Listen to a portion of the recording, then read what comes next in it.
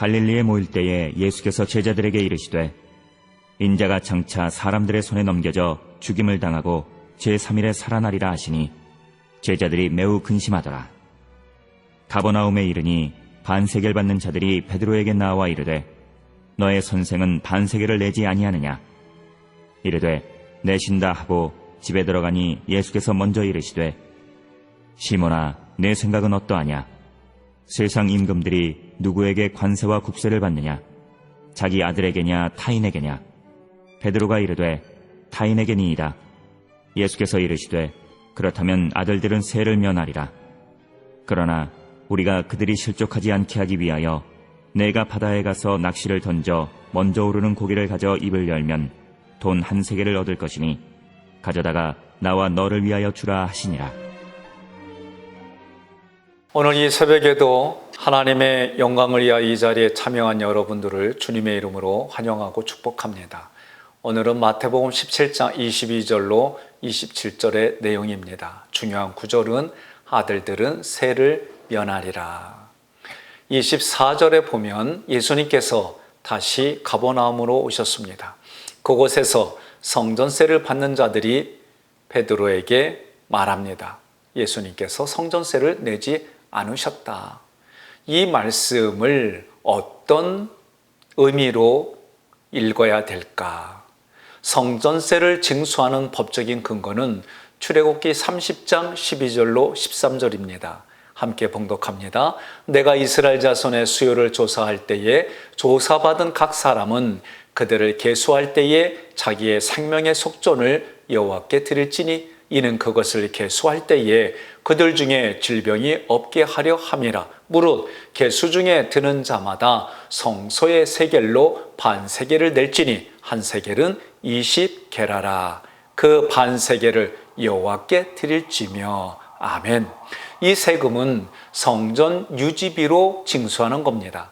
이 구절을 문자적으로만 본다면 본래의 의도를 보지 못합니다. 왜냐하면 하나님께서 성전 유지비라 하지 않고 생명의 속전으로 기록하셨습니다.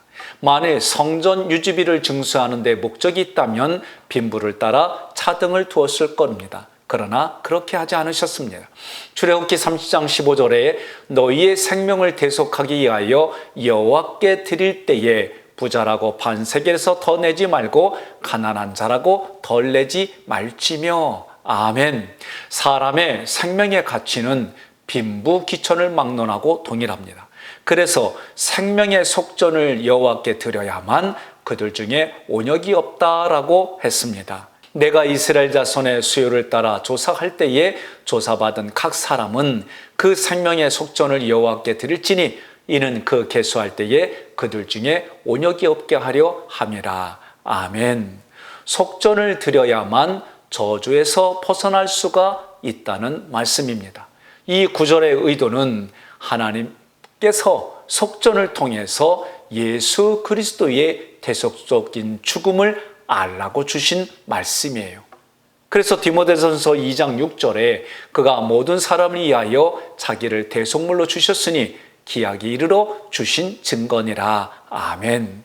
성전세는 그리스도께서 우리의 대속 제물이 되어주실 것을 예표하는 말씀입니다. 24절 베드로에게 너의 선생이 반세겔 내지 아니하느냐?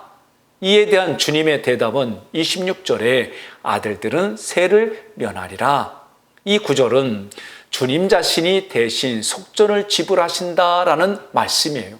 이것으로 하나님의 자녀들은 드릴 필요가 없다. 그래서 아들을 단수로 표현하지 않고 아들들이라고 기록하셨습니다.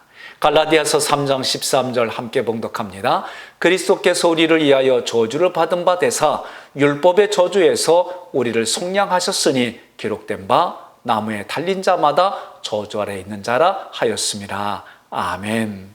여러분과 저는 17장 첫째 단원에서 변형하신 예수님의 모습, 그 모습이 죽으심과 다시 살아나심에 초점이 있었음을 들었습니다.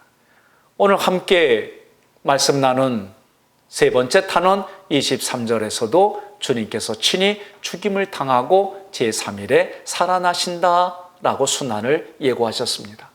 성전세에 대한 기사를 통해서도 주님의 죽으심을 말씀하셨습니다. 결국 우리도 예수님과 함께 죽고 예수님과 함께 사는 신앙생활을 하라는 얘기입니다.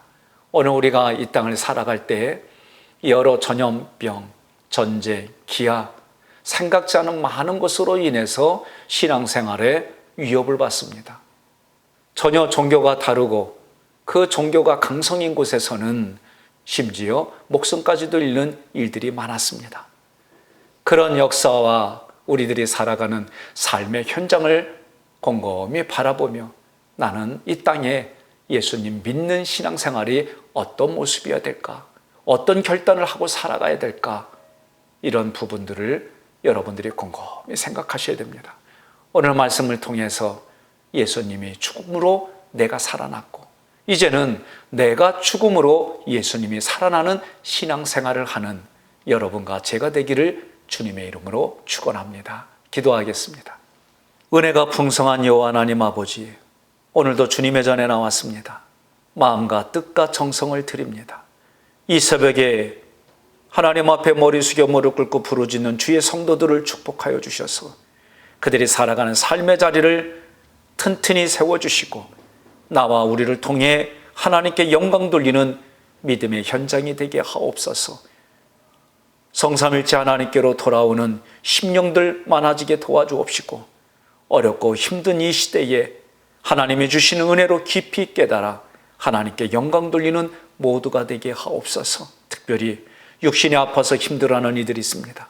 마음의 상처로 받아들여서 살아가는 이들이 있습니다. 주여, 영혼육에 소생함 있게 도와주시고 회복 있게 도와주셔서 그들이 어느 현장에 있든지 성삼일체 하나님을 증거하는 인생들 되게 하옵소서.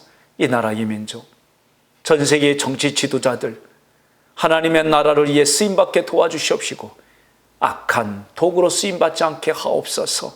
하나님 앞에 기도하여 기도의 응답으로 살아가는 저희들 되게 하여 주옵시고 주님이 주시는 귀한 것으로 영광 돌리며 살아가게 하옵소서. 이제는 우리 주 예수 그리스도의 은혜와 하나님의 크신 사랑과 성령님의 감화 감동 역사하심이 오늘 예배를 드리고 돌아가는 모든 교우들 위해 이들의 삶의 자리 위에 이제로부터 영원토록 함께할지어다. 아멘.